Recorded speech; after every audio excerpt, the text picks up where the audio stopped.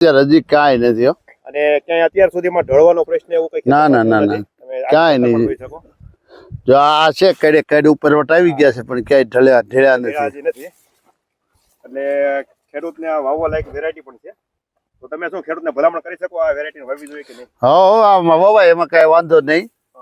કે 513 GW 513 fuller સીટના જેને આપ્યા ને એ ખેડૂતો આપણને અવારનવાર કે તમે એકવાર અમારી વાડીએ વિઝિટ આવો. બરોબર છે. આજે આમનો પણ આગ્રહ હતો કે વિઝિટ આવો એટલે ખાસ આવ્યા હતા અને ખરેખર આમ ઘઉં જોવો ને તો કાંઈ ઘટે નહીં.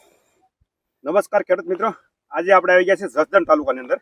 તો અહીંયા એક પ્રગતિશીલ ખેડૂત છે, એમણે અહીંયા ઘઉંનું વાવેતર કર્યું છે અને એ પણ આપણે ગુજરાતની સૌથી બેસ્ટ ઘઉંની વેરાયટી એટલે કે GW 513. આપણે ખેડૂત પાસે અભિપ્રાય લેશો કેટલા દિવસના ઘઉં થયા, વીઘે કેટલા વાવ્યા છે અને કઈ કંપનીના છે અને ક્યાંથી લીધા હતા, આપણે બધી વાત ખેડૂતને પૂછીએ.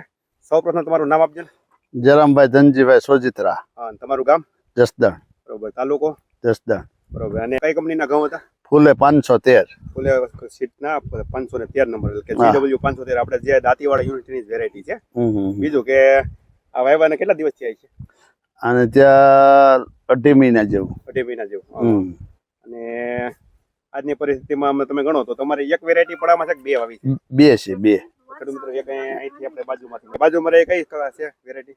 496. 496 છે કે આપણે એ દાંતીવાડા યુનિવર્સિટીની જે વિજાપુર રિસર્ચ સેન્ટરમાંથી જે આપણે આજથી 30 વર્ષ પહેલા રિલીઝ થઈ હતી એ છે. અને ત્યાર પછી એમાં છે સુધારો કરેલી અને સાયન્ટિસ્ટ એ જ છે અને યુનિવર્સિટીની વેરાયટી પણ આ એ જ છે કે GW 513.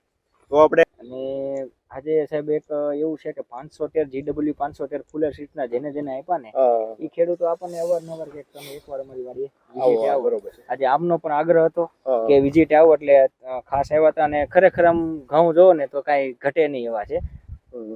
એનો તમે જો અને બીજા બધા ખેડૂતના રિવ્યુ કેવા છે? કાંઈ ઘટે જ નહીં, એની ફૂટ જ એવી છે કે ભાઈ આ એક ગણો તો 496 માંથી સુધારીને બનાવી છે અને યુનિટના ડેટા પ્રમાણે આપણે ગણવીએ તો 496 કરતા એ લોકો એમ કે છે હવે 1.5 ઉત્પાદન છે. બરોબર. અને એ પ્રમાણે અત્યારે છે પણ.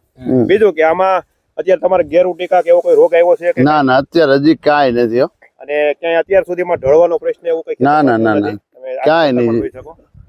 જો આ છે કડે ઉપર વટાવી ગયા છે પણ ક્યાંય ઢળ્યા નથી. એટલે ખેડૂતને આ વાવવા લાયક વેરાયટી પણ છે. તો તમે શું ખેડૂતને ભલામણ કરી શકો આ વેરાયટી વાવવી જોઈએ કે નહીં? હા આમાં વવાય એમાં કાંઈ વાંધો નહીં. આવતા વર્ષે સાહેબ 24-25 નું વર્ષ છે ને 25-26 ના વર્ષમાં વન સાઈડ હાલ છે આ 513. અત્યારે આપણે લગભગ ઓલ ગુજરાતમાં તમે કદાચ કોઈ પણ સોશિયલ મીડિયા જોતા હશો તો બધા ખેડૂતો પોતપોતાની રીતે પોસ્ટરો મૂકતા હોય છે.